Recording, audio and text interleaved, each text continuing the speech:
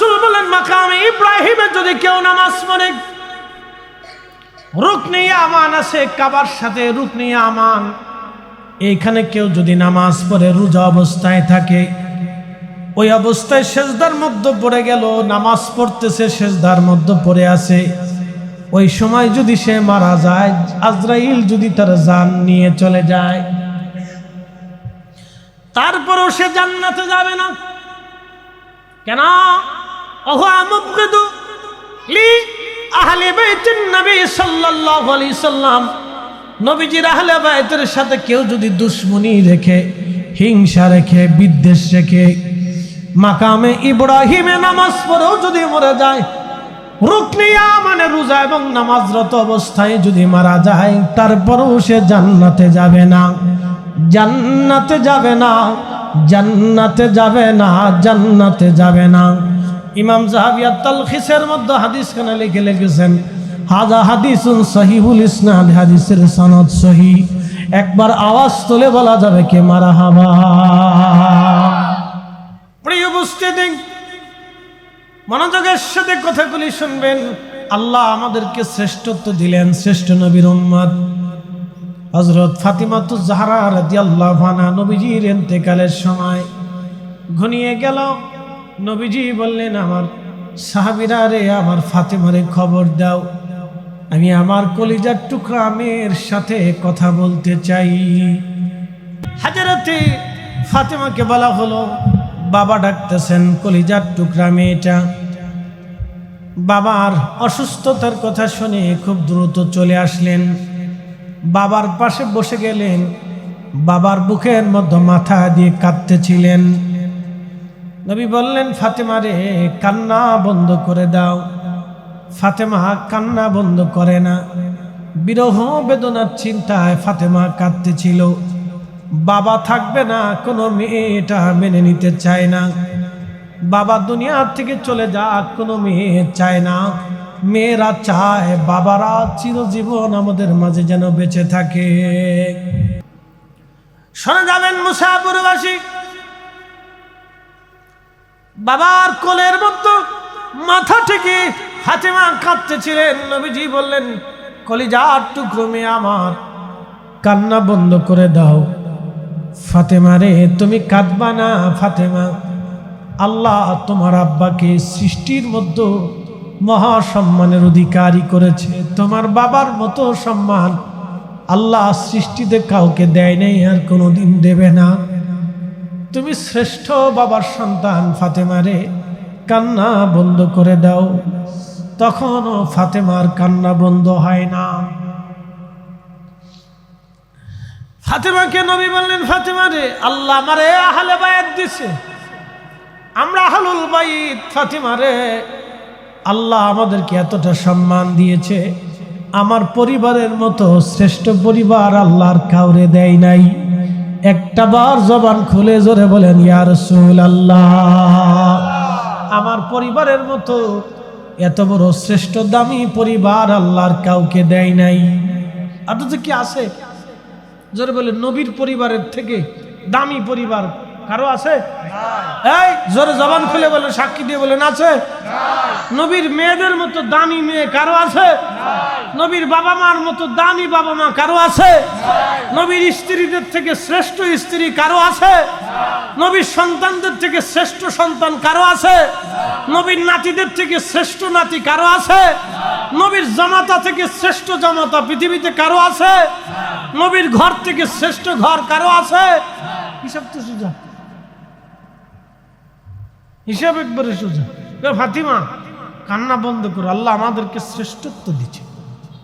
তখনও কান্না বন্ধ করে না, তখনও বাবার বুকে মাথা থেকে কাঁদতেছে। ফাতিমা, আল্লাহ আমার একজন, আমার এই পরিবারকে শহীদ পরিবার হিসেবে ঘোষণা দিয়েছে। আমার চাচা আমির হামজা, আল্লাহ তাকে সৈয়দুশ শুহাদা বানিয়েছেন, শহীদদের সর্দার আল্লাহ আমার চাচাকে বানিয়েছেন। ফাতিমা, কান্না বন্ধ করো। তখনও কান্না বন্ধ করে নাই। ফাতিমা রে, আমার চাচাতো ভাই জাফরকে আল্লাহ দুইটা শহীদ হওয়ার কারণে দুইটা হাত আমার জাফরের কেটে ফেলে দিয়েছিল মুতার যুদ্ধে। আমার জাফরের দুইটা হাত যুদ্ধের ময়দানে কাফেররা কেটে ফেলে দিয়েছিল, তারপর আমার জাফর কালেমার ঝান্ডা জমিনে পড়তে দেয় নাই। কালেমার ঝান্ডাটা বুকের ভিতরে চাপ দিয়ে ধরে, দাঁত দিয়ে কামড় দিয়ে চেপে ধরে রেখেছিল। শহীদ হওয়া পর্যন্ত আমার জাফর পতাকা পড়তে দেয় নাই।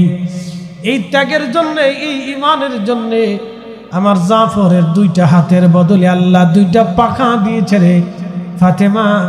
এই পাখা দিয়ে আমার জাফর 8টা জান্নাতের যেখানে খুশি সেখানে উড়ে উড়ে ঘুরে ঘুরে বেড়ায়। আল্লাহ এই মর্যাদা আমার জাফর ছাড়া আল্লাহর কাউরে দেয় নাই।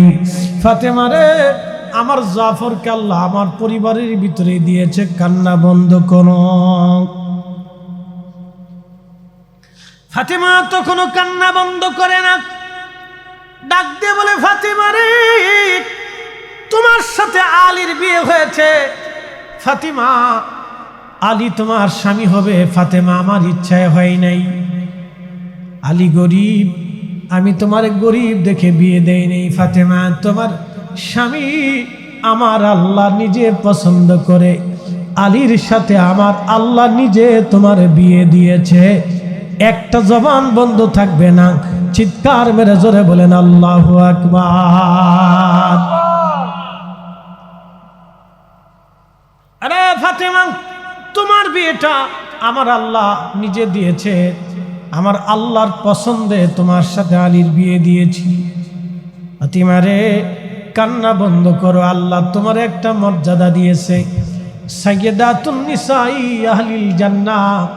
তাম দুনিয়াতে যত রমণীরা বেহেশতে যাবে, আম্মা জান হাওয়া থেকে কিয়ামত পর্যন্ত যত নারী জান্নাতে যাবে, সব নারীদের সর্দারিনী সাইয়্যিদিনী আল্লাহ তোমারে বানাইছে রে ফাতেমা। তুমি সাইয়্যিদাতুন নিসাই আহলিল জান্নাহ। কান্না বন্ধ করো। তখনও কান্না বন্ধ করে না। ফাতেমা রে, কান্না বন্ধ করে দাও। আমার আল্লাহ তোমার কলিজার টুকরা দুইটা সন্তান দিয়ে দিছে।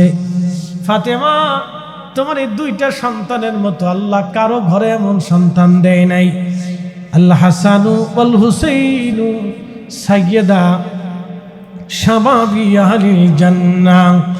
আমার হাসান আর হুসেনকে আমার আল্লাহ জান্নাতের যুবকদের সর্দার বানিয়ে দিয়েছে রে ফাতেমা। কান্না বন্ধ করে দাও। তোমার কলিজার টুকরা বেটাদের মতো এমন কারো সন্তানের সম্মান আল্লাহ দেয় নাই। তোমার বেটারা জান্নাতের যুবকদের সর্দার। কান্না বন্ধ করে দাও ফাতেমা। তখনও কান্দি। রহস্য কি? রহস্য আছে, বসে বলতেছি। ঘুম আসতেছে আপনাদের? তো লাড়াচাড়া দিচ্ছেন না? এই আমার সামনের মুসল্লি দিয়ে শীতে পড়ে গেছে। যা, অসুবিধা নেই, ঘুমা ঘুমা, থাক থাক, লাড়াচাড়া দিয়ে নি, থাক থাক থাক, ঘুমা। ওরা আসেই তো বেশি, চলে গেলে কি করতাম? একসাথে বলেন আল্লাহু আকবার। না হয় না, আরো জোরে। আরে ওই বুঝি রে যাই রে সোনা, কারবালার মাতম জারি। কান্দে ইমাম হুসাইন বিনয় করি, আলী আসগরের লাশ বুকে ধরি। এক ফোঁটা পানি দিল না ওরা, বুকেতে তীর দিল মারি। ফাতেমা রে, কান্না বন্ধ করে দাও। আমার হাসান হুসাইন দুইজন জান্নাতি যুবকদের সর্দার। হযরতে নবীজি মদিনাতুল মুনাওয়ারায় বসে আছেন। ইমাম হুসাইন নবীজির কোলে তখন ছোট্ট, খুবই সুন্দর চেহারার অধিকারী ছিলেন তারা।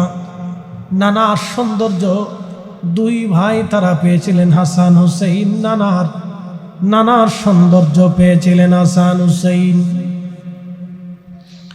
নানার কোলের মধ্যে বসে আছেন হাসান হুসেন, নানার কোলের মধ্যে বসে আছেন, নানার কোলের মধ্যে খেলাধুলা করতেছিলেন। ঠিক নবীজি চক্ষু মোবারক বেয়ে বেয়ে কান্না করতেছিলেন। হযরত উম্মে সালমা রাদিয়াল্লাহু আনহা আসলেন, নবীজির হুজরায় ঢুকে দেখলেন হুসাইন কোলের মধ্যে খেলা করে, কিন্তু নবীজি কেঁদে কেঁদে দাড়ি মোবারক ভিজিয়ে ফেলতেছে। উম্মে সালমা রাদিয়াল্লাহু আনহা বলেন, ইয়া রাসূলুল্লাহ, এইভাবে কান্না কেন করেন গো নবীজি? কান্নার কারণ কি ইয়া রাসূলুল্লাহ? নবীজি ডাক দেখে, সালমারে, আমার হাসান আর হুসাইন আমার কোলের মধ্যে খেলা করতেছিল। জিব্রাইল আমিন আমার কাছে এসে বলেন, ইয়া রাসূলুল্লাহ, আপনার এই কলিজার টুকরা হুসাইনকে আপনি ভালোবাসেননি? আমি বললাম, হ্যাঁ জিব্রাইল, আমার হাসান আর হুসাইন আমার কলিজার টুকরা, আমার দুইটা সুগন্ধি ফুল, আমার নয়ন মণি, আমার চোখের মণি তারা। জিব্রাইল বলল, হুজুর, তবে আপনার কাছে একটা দুঃখের সংবাদ আমি নিয়ে আসছি। বলো জিব্রাইল, কি সেই দুঃখের সংবাদ? ইয়া রাসূলুল্লাহ, এই আপনার কলিজার টুকরাকে একদিন আপনার অবাধ্য উম্মতেরা ফরাত নদীর তীরে কারবালার ময়দানে ইরাকের জমিনে নির্মমভাবে তাকে হত্যা করবে, শহীদ করে দেবে। ইয়া রাসূলুল্লাহ, সালমানে আমি কাঁদি, আমার হুসাইনের সেই দুঃখের কথাগুলি শুনে আমি কাঁদি। আহা, আমার হুসাইনকে কারবালার ময়দানে নির্মমভাবে হত্যা করা হবে, এই দুঃখ নিয়ে আমি নবী কাঁদতেছি রে সালমা। জিব্রাইল আমারে বলল, ইয়া রাসূলুল্লাহ, আপনি যদি চান যেই মাটিতে হুসাইন শহীদ হবে ওই মাটি আমি আপনার জন্য এনে দিতে পারি। জিব্রাইল আমার কাছে মাটি এনে আমারে দেখাই দিয়ে গেছে আমার হুসাইন কোথায় শহীদ হবে। আখেরি সালাম লন, আখেরি সালাম লন, ওহে নানা জান, আপনার হুসাইন যায় কারবালার ময়দান গো নানা, কারবালার ময়দান। কারবালার ময়দানে যাইয়া দিব গলা কাটাইয়া, আর নায়া শিব ফিরে নানা, আর নায়া শিব ফিরে মদিনা মুকাম, আপনার হুসাইন যায় কারবালার ময়দান গো নানা, কারবালার ময়দান। আখেরি সালাম লন, আখেরি সালাম লন, ওহে নানা জান, আপনার হুসাইন যায় কারবালার ময়দান। কারবালার ময়দানের কথা শুনে নবী আগেই কেঁদেছিলেন। আহা, নবীজি আগেই বেদনা বেদুর ছিলেন। কারবালার ঘটনা যেই দিন ঘটল সেই দিন নবীজি রওজা মুবারকে ঘুমিয়ে আছেন, কিন্তু না, ইতিহাস সাক্ষী দিচ্ছে, ভালো করে শুনে যাবেন। হযরত ইমাম হুসাইন রাদিয়াল্লাহু আনহু কারবালায় শহীদ হয়ে গেলেন। ওনার পবিত্র শরীর মোবারক থেকে বেঈমানের দলেরা জুব্বা খুলে নিয়ে গেল, বিবস্ত্র করে ওনার শরীর থেকে কাপড় খুলে নিয়ে কারবালা ধুলাবালির মধ্যে মস্তকহীন দেহ মোবারককে ফেলে দিল তারা। একটা না, দুইটা না, 70টা ঘোড়া তারা সিরিয়াল করলো ইমামে পাকের পবিত্র শরীর মোবারকে ঘোড়া দাবড়ানোর জন্য।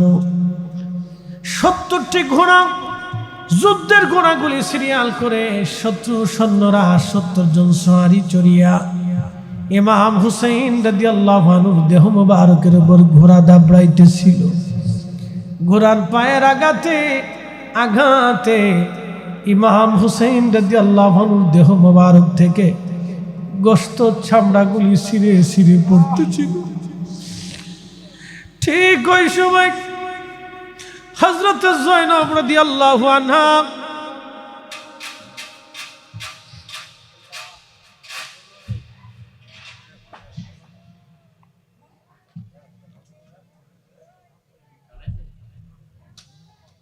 জিকির করেন লা ইলাহা ইল্লাল্লাহ লা ইলাহা ইল্লাল্লাহ লা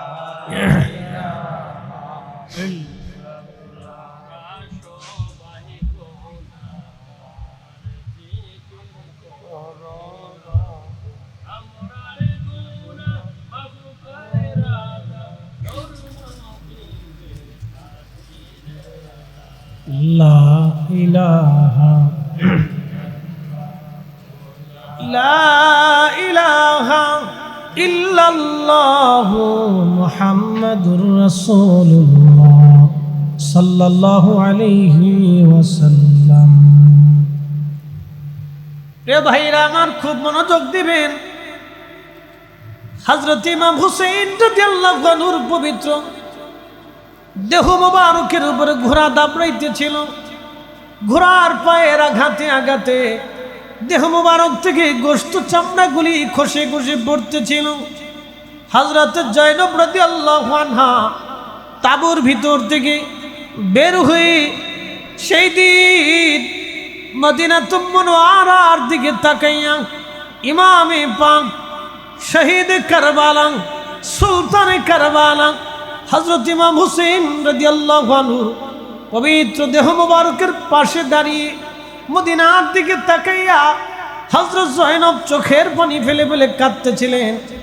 আর তিনি ডেকে ডেকে বলতেছিলেন, ইয়া মুহাম্মাদা ইয়া রাসূলুল্লাহ, ইয়া মুহাম্মাদা ইয়া রাসূলুল্লাহ, ইয়া মুহাম্মাদা ইয়া রাসূলুল্লাহ। ওগো নানা জান, দেখেন আপনার হুসাইন কারবালায় শহীদ। আপনার হুসাইনের সাথে আপনার উম্মতরা কেমন ব্যবহার করতেছে নানা জান। হযরত যায়েনব রাদিয়াল্লাহু আনহা দাঁড়িয়ে দাঁড়িয়ে কেঁদে কেঁদে বলতেছিলেন, নানা গো, দেখেন আপনার অবাধ্য উম্মতেরা আপনার হুসাইনের সাথে কেমন ব্যবহার করে। যাদের গায়ে মাছি মশা বসতে দেন নাই, কান্না করলে আপনি নানা স্থির থাকতে পারেন নাই। নানাজি দেখেন আপনার উম্মতের কেমন ব্যবহার করে। হযরত আব্দুল্লাহ ইবনে আব্বাস রাদিয়াল্লাহু আনহুমা বলতেছেন, ঠিক ওই সময় আমি কাবা শরীফের সাথে হেলান দিয়ে ঘুমিয়ে পড়লাম। হেলান দিয়ে বসেছিলাম, ঘুম এসে গেল আমার। ঘুমের ভিতরে দেখি আমার নবীজি হাত মুবারকের মধ্যে রক্ত দেখা যায়, চুলদারি মুবারক এলোমেলো দেখা যায়, নবীজির জুব্বা মুবারকে ধুলাবালি লাগা দেখা যায়। আল্লাহর নবী কাঁদতেছিলেন, কেঁদে কেঁদে দৌড়ায় দৌড়ায় কাবা শরীফের দিকে নবী আসতেছেন।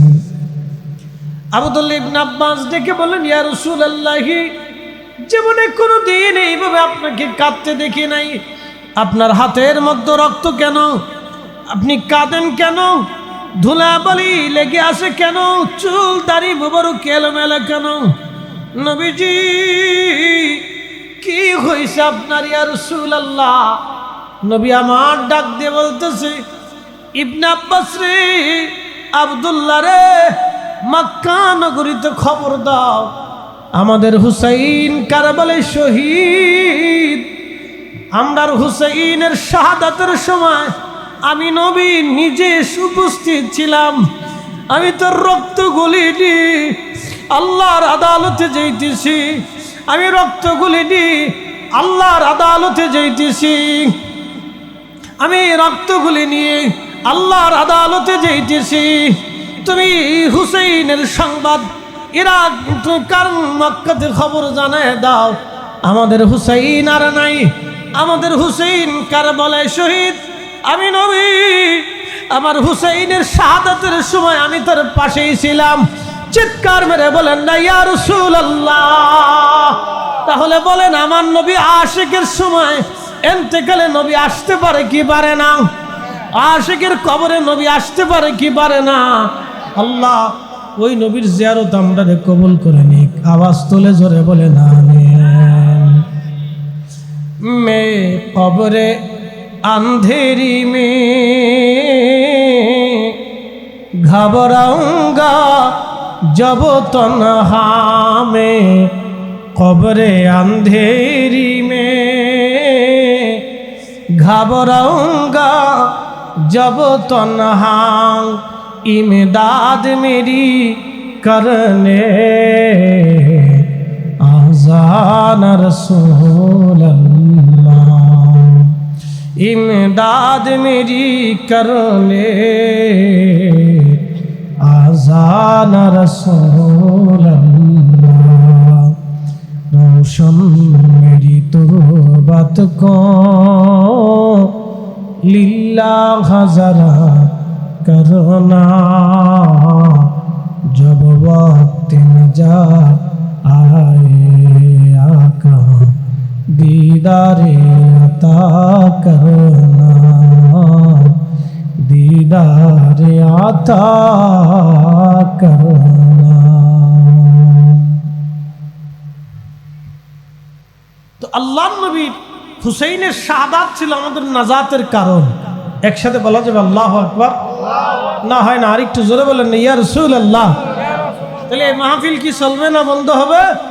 আল্লাহ চলেইবার তৌফিক নসিব করুন, জোরে বলে না আমিন। হুসাইনের শাহাদাত মানে আমাদের নাজাতের জরিয়া, নাজাতের মাধ্যম। ওনারা শহীদই হয়েছিলেন এই উম্মতের জন্য, কিন্তু উম্মত বেমালুম ভুলে গেছে। বাংলাদেশের হাজার হাজার নূহ আলাইহিস সালামকে আল্লাহ মুহররমের 10 তারিখে দিলেন, মুসা কালিমুল্লাহকে আমার আল্লাহ মুহররমের 10 তারিখে দিলেন। মুসা আলাইহিস সালাম উম্মত নিয়ে নীল নদের ভিতরে গেলেন, হাতের লাঠি দিয়ে আঘাত করলেন, 12টা গোত্র কায়েম হয়ে গেল, 12টা রাস্তা হয়ে গেল, 12টা পথ দিয়ে মুসা আলাইহিস সালাম উম্মত নিয়ে নদী পার হলেন। আল্লাহ মুসাকে দিলেন মুহররমের 10 তারিখ, আল্লাহ মুসাকে দিয়ে দিলেন, কিন্তু আমার আল্লাহ আমার নবী থেকে মুহররমের 10 তারিখে নিলেন। ঈসা রুহুল্লাহ আশুরার 10 তারিখে আসমানে চলে গেলেন, আল্লাহ আশুরার 10 তারিখে ঈসা নবীকে দিলেন, কিন্তু আমার আল্লাহ এই আশুরার 10 তারিখে আমার আল্লাহ তার নবী থেকে নিলেন। হযরতে ইউনূস আলাইহিস সালাম মাছের পেটে 40 দিন মতান্তর 7 দিন ছিলেন।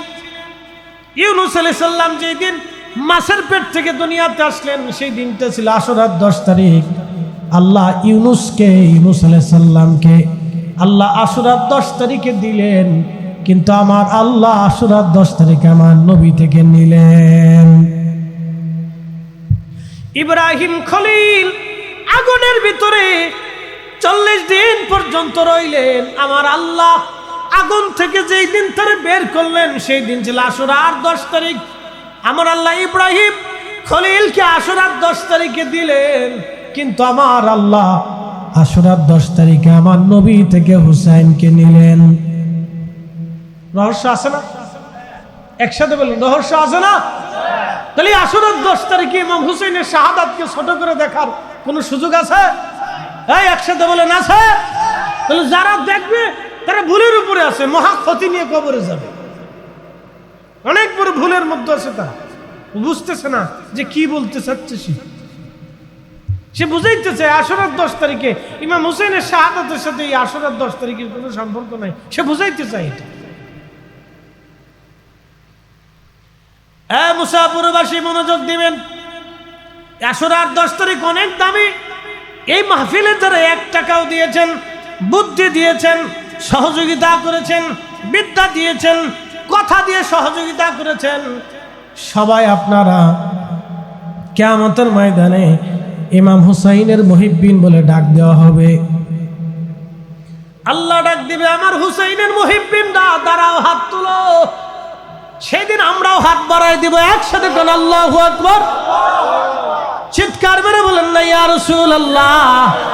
বলে হুজুর কোন দলিলে দলিল বুঝাই দিয়ে যায় নবীকে ভালোবেসে উস্তনে হান্নানা যদি জান্নাতে যেতে পারে, নবীকে ভালোবাসে কাসওয়া উট যদি জান্নাতে যেতে পারে, নবীকে ভালোবেসে উহুদ পাহাড় যদি জান্নাতে যেতে পারে, নবীকে ভালোবেসে হুদহুদ পাখি যদি জান্নাতে যেতে পারে, ওলিদেরকে ভালোবাসে কিতমির কুকুর যদি জান্নাতে যেতে পারে, আমরা আহলে বাইতে রাসূলকে ভালোবেসে জান্নাতের আশা করতে পারি। কথা বলেন ঠিক কিনা? মানে কি ইয়া রাসূলুল্লাহ জিন্দাবাদ। তাহলে আমরা আহলে বাইতে রাসূলকে ভালোবেসে জান্নাতের আশা করতে পারি। এখন ওরা বলবে যে আমরাও তো ভালোবাসি, বলবো অনেকে যে আমরাও তো ভালোবাসি। শোনেন, মুখে মুখে ভালোবাসলে ভালোবাসা হয় না। কি কথা ঠিক আছে? আপনি আপনার স্ত্রীকে ভালোবাসেন, প্রত্যেক স্বামী তার স্ত্রীর ভালোবাসে, কিন্তু স্ত্রীর বরণ পোষণ খাওয়ান দাওয়ান কিছু চাইলে দেয় না, সোনা দানা কাপড় চোপড় কিছু কিনে দেয় না, খালি মাঝে মধ্যে যায় বিবিরে ভালোবাসি।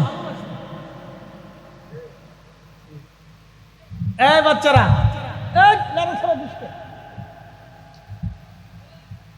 পর্দা ওই পাশে দিয়ে দাও, মনোযোগ দেন। একজন তার স্ত্রীর খুব ভালোবাসে, খালি মাঝে মধ্যে যায় খুশি দিয়ে বিবিরে খুব ভালোবাসে, কিন্তু কিছু চাইলে দেয়, বাজার সদাই করে দেয় না, খালি খুব ভালোবাসে। এটা কি ভালোবাসা? বউ কয়দিন পরে কবে তোমার এই সাঁতার ভালোবাসার আমার আর দরকার নেই, তোমার ভালোবাসা নিয়ে তুমি গাঠটি বেঁধে নিয়ে ঘরের ভিতরে নিয়ে উতাই থাকো, তোমার ভালোবাসা ভালো লাগতো না। তো মৌখিক ভালোবাসার চারপাশও মূল্য নাই। ভালোবাসেন বিদায় মাহফিল দিচ্ছেন, মাহফিল আইছেন, মাহফিলে সহযোগিতা করছেন, কি কথা কন না? ঠিক আছে কিনা? এটাই হলো ভালোবাসা। বলে মাহফিল ভালোবাসার একটা বহিঃপ্রকাশ। বলে সাহাবায়ে কেরামের স্মরণে আমরা ইন্তজার করছি যে সবাই আসবে, বসবে, তাদের জীবনী শুনবে, ওলামায়ে কেরাম তাহকিক করবে, তরকিব করবে, আলোচনা করবে, নসিহত করে শোনাবে। এটা হচ্ছে ভালোবাসার বাহ্যিক প্রমাণ। ভালোবাসেন তো প্রমাণ কি?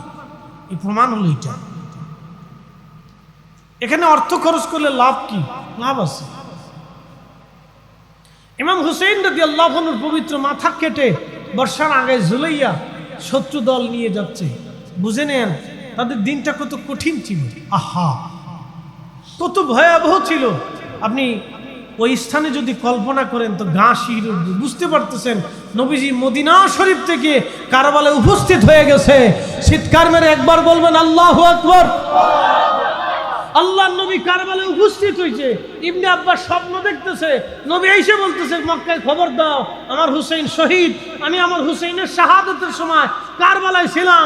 নবীজি যদি কারবালায় শাহাদাতের সময় উপস্থিত হয়ে কান্না করতে পারে, তাহলে আমাদের এই দুঃখ, এই কান্না যতদিন পর্যন্ত বেঁচে থাকবো, আর আকাশে যতদিন চাঁদ উঠবে ততদিন এই পেরেশানি আমাদেরও থাকবে। কথা বলেন ঠিক না বেটি? কান্না পেরেশানি আমাদেরও থাকবে। ইশকে রাসূল, আহলে বাইত রাসূলের মহব্বতে। কে কি বললো সাথে আমাদের দেখার সুযোগ নেই, টাইম নেই, ওটা আমরা দেখবো না।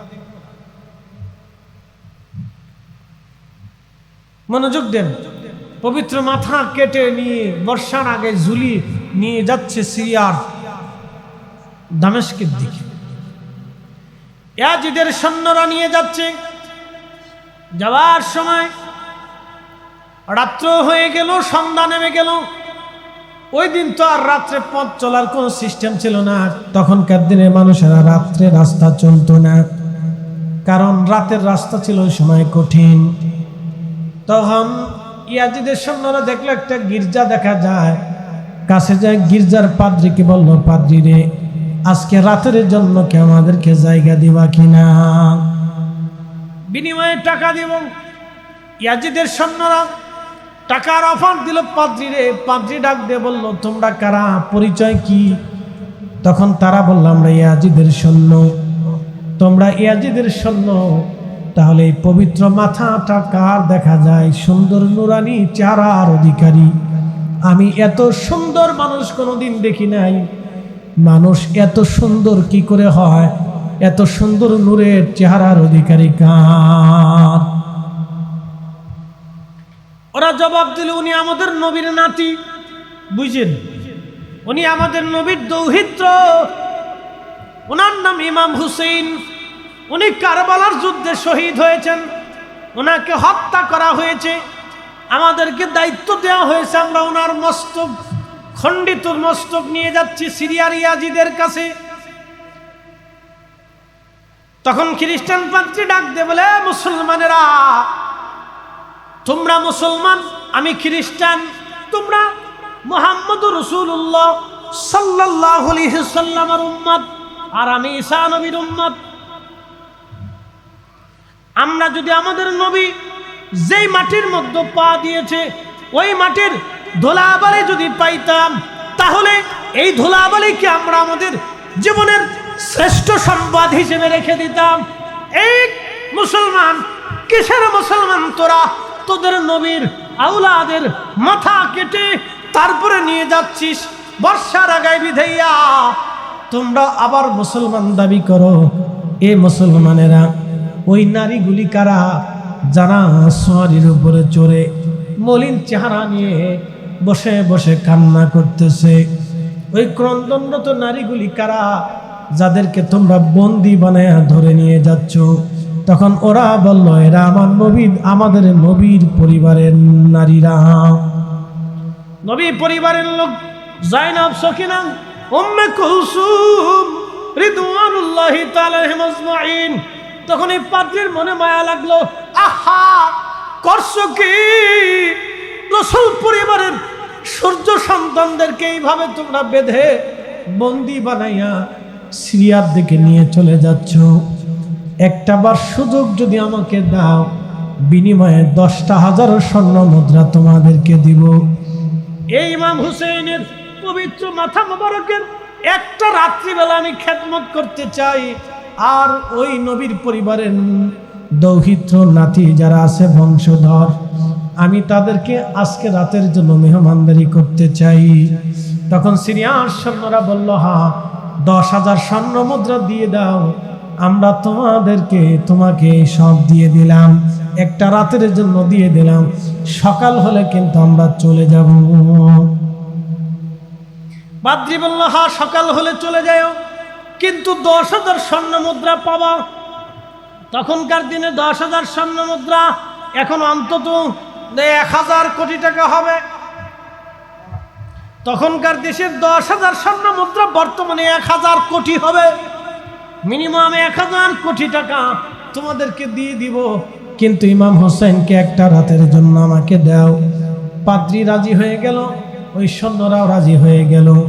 পাদ্রী হযরত জয়নব রাদিয়াল্লাহু আনহার কাছে যেয়ে বলল, জয়নব রে, আপনি রাসূল পরিবারের সন্তান, নবী পরিবারের সন্তান, আপনি আখিরি নবীর কলিজার টুকরা, তৌহিদ, আপনি নাতি। আমি খ্রিস্টান, আমি একজন ঈসাই ধর্মের অনুসারী পাদ্রী। যদিও আমি খ্রিস্টান, কিন্তু আপনার নানাকে আমি শ্রদ্ধা করি, সম্মান করি। ওই শ্রদ্ধার দৃষ্টিকোণ থেকে, সম্মানের দৃষ্টিকোণ থেকে এখন আপনারা আমার মেহমান। ও নবীর আওলাদ, একটা রজনী আপনাদের খেদমত করতে চাই, কারণ কারবালার বিয়োগ ব্যথা, এই দুঃখ পেরেশানি আপনাদেরকে কষ্ট দিয়েছে, আপনাদের মলিন চেহারায় কথা বলতেছে। একটা রজনী আপনি আমাদেরকে সুযোগ দিয়ে দেন, এই রাত্রিবেলা আমি আপনাদের খেদমত করতে চাই, মেহমানদারি করতে চাই, বিশ্রামের ব্যবস্থা আমি করতে চাই। হযরত জয়নবকে অন্দরমহলে পাঠিয়ে দেওয়া হলো নারীদের দায়িত্বে। তিনি পাদ্রীর জন্য দোয়া করে চলে গেলেন। পবিত্র মাথা মোবারক নিয়ে গেল ইমাম হুসেইনের স্বর্ণের প্লেটের উপর রেখে পাদ্রী মশক ভরে পানি এনে মাথা মোবারকের মধ্যে পানি ঢেলে ঢেলে রক্ত, ধুলা বালি যেগুলি লেগেছিল পরিষ্কার করতেছিলেন পাদ্রী। পরিষ্কার করার সময় পাদ্রী চোখের পানি ছেড়ে দিয়ে বলেন, হে আওলাদি রাসূল, ওরা কি করে আপনাকে নির্মমভাবে শহীদ করলো? আপনার দেহ থেকে মাথা ছুরি চালিয়ে ওরা দ্বিখণ্ডিত করতে পারলো। আপনার দেহ মোবারক থেকে মাথা বিচ্ছিন্ন করে আবার বর্ষার আগায় ঝুলাইয়া তারা আপনাকে অপমান করতে করতে সিরিয়ার দিকে নিয়ে যাচ্ছিল। আমি যদিও মুসলমান না, আমি একজন খ্রিস্টান, আপনার নানার সম্মানের দিকে তাকাইয়া একটা রজনী আমি চেষ্টা করতেছি আপনাকে সম্মান দেওয়ার জন্যে। এইভাবে পাদ্রীর অজান্তে চোখ বেয়ে বেয়ে পানি আসতেছিল। ঠিক ওই সময় আল্লাহর আকাশ থেকে একটা নূর মুবারক এসে ইমাম হুসেন রাদিয়াল্লাহু আনহুর মাথা মুবারকে, চেহারা মুবারকে এসে পড়ল। চিৎকার মেরে জোরে বলেন, ইয়া রাসূলুল্লাহ, শহীদরা জিন্দা, শহীদরা জিন্দা। নূর এসে ইমাম হুসেন রাদিয়াল্লাহু আনহুর মস্তক মুবারকে পড়ল। ওই নূরের আলো আরশে মুআল্লা পর্যন্ত চলে গেল। চিৎকার মেরে জোরে বলেন আল্লাহু আকবার। ওই নূর আরশে মুআল্লা পর্যন্ত চলে গেল। পাদ্রী নূরের দিকে তাকাইয়া, চেহারার দিকে তাকাইয়া ওই নূরের ভিতরে আশ্চর্য বস্তুগুলি দেখতে লাগলেন। ঠিক ওই সময় পাদ্রীর ঈমানের দরওয়াজা খুলে গেল। ঈমানের দরজা খুলিয়া একজন খ্রিস্টান পাদ্রী সাথে সাথে বলতে লাগলেন, লা ইলাহা ইল্লাল্লাহু মুহাম্মাদুর রাসূলুল্লাহ সাল্লাল্লাহু আলাইহি ওয়াসাল্লাম। চিৎকার মেরে জোরে বলেন আল্লাহু আকবার। তোমার ওই নাম শুনিলাম, এই চোখে দেখলাম না। তোমার ওই নাম শুনিলাম, এই চোখে দেখলাম না। এই সুর যদি শুনে থাকো, একবার দেখা দাও না। এই সুর যদি শুনে থাকো, একবার দেখা দাও না। হে রাসূল, তোমায় ভালোবাসি, অন্তর শুধু মুখে নয়, জান্নাতের আশায় নয় রাসূল, জাহান্নাম কেউ ডরি না, জাহান্নাম কেউ ডরি না। তাহলে আওলাদে রাসূলদেরকে ভালোবাসে একজন খ্রিস্টান ঈমান নিয়ে জান্নাতে চলে গেল, আর নবীর আওলাদের সাথে দুশমনি করে ঈমান থাকার পরেও জাহান্নামে চলে গেল। কতক্ষণ ঠিক না বেঠে? তাহলে এইখানে হলো ঈমানের প্রশ্ন, জান্নাত জাহান্নামের প্রশ্ন। অতএব এই মাহফিল চলবে। আল্লাহ আমাদেরকে কবুল করুন। শুহাদায়ে কারবালার মহাব্বতে আওয়াজ তুলে জোরে বলেন আমিন। আল্লাহ শুহাদায়ে কারবালার ভালোবাসা নিয়ে আমাদেরকে কবরে যাওয়ার তৌফিক দিক, আমিন। আল্লাহ রসুলকে ভালোবাসার তৌফিক দিক। মুসলমান, এই জন্য শুহাদায়ে কারবালা মাহফিল যারা করলেন, যারা অর্থ দিলেন, বৃত্ত দিলেন, সাহায্য করলেন, বুদ্ধি দিলেন, বিদ্যা দিলেন এবং আসলেন, এবং সামান্যতম যারা পরিশ্রম করলেন, আল্লাহর কসম আমার আল্লাহ কাউকে কিয়ামতের ময়দানে মাহরুম করবে না। সবাইকে আল্লাহ ইমাম হুসাইনের মুহিব্বিন বানায়া কবরে জান্নাতে দিয়ে দিবে। হযরত শাইখুনা ইমামুনা মুজাদ্দিদ আল ফিসানি রাহমাতুল্লাহ আলাইহি শেরের মাধ্যমে একটা সংবাদ আমাদেরকে দিয়ে দিয়েছেন।